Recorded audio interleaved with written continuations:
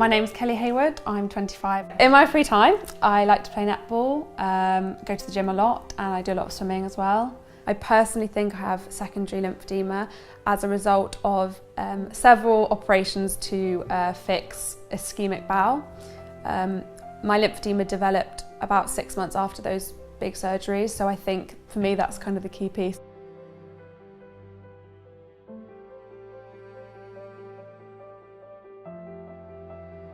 I noticed the symptoms of my lymphedema on New Year's Eve about 3 years ago.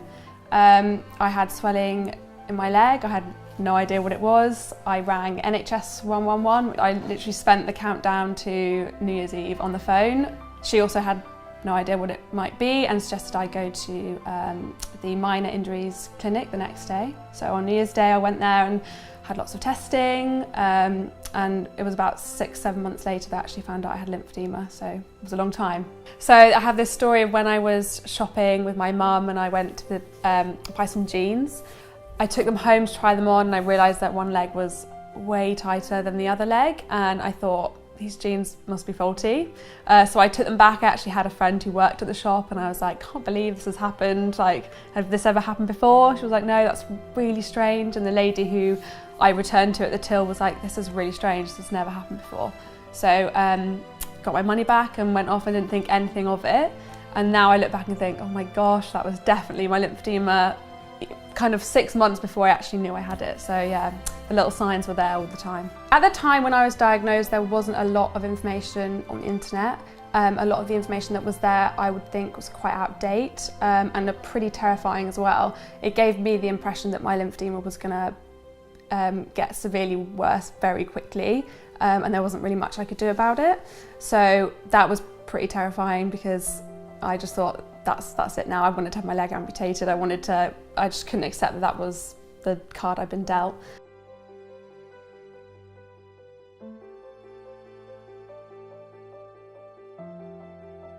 Lymphedema affects my daily life a lot. I think it has a huge impact, and I would be lying if I said I could just forget about it and get on, because it's pretty hard. I would say it's a very high maintenance condition, and it needs full attention all the time. From the moment I wake up to the moment I go to sleep, and actually all the way through the night, I'm always doing something to manage my lymphedema. So I find that lymphedema has an impact on the type of exercise I can do. I try to avoid high impact exercise, like running. So I tend not to run. I would prefer to cycle or swim. I find swimming is really helpful.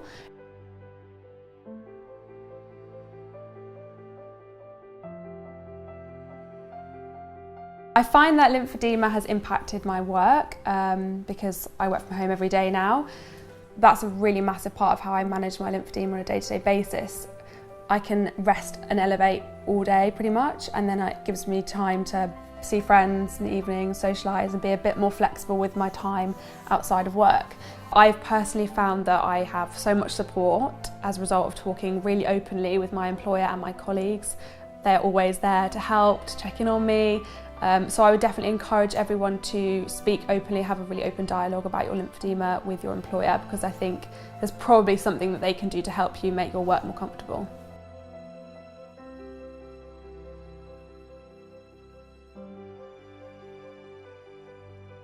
I think when I was first kind of realised this is what I had, I felt so alone. There was no one I knew, no family, friends, no friends, mums or dads that had this condition, and Instagram and other social media platforms like Facebook was a real eye-opener. I found people like me who could share the same feelings as I do, and that was it was really encouraging. The sharing is really important, I think.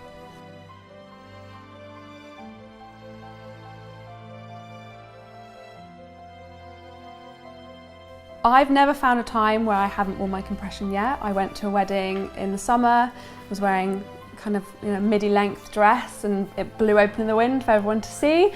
But I feel so much more comfortable wearing my compression. I'm not worried about people looking at it and asking questions. I think it's a good thing.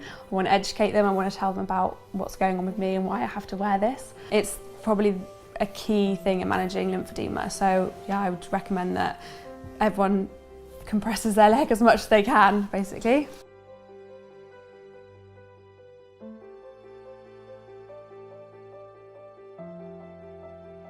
I think there is very little understanding and awareness about lymphedema. I personally never heard of even the lymphatic system before I was thrown into this world of lymphedema.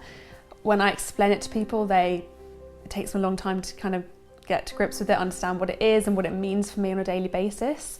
I think even for people that have lymphedema, they may not even have the best understanding of what it really is.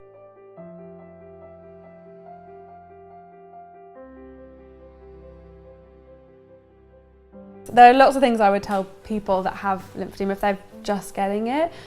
I would say don't panic to start with. I was a mess when I first got it. I would say, yeah, don't panic, it's going to be okay, just have to manage it well.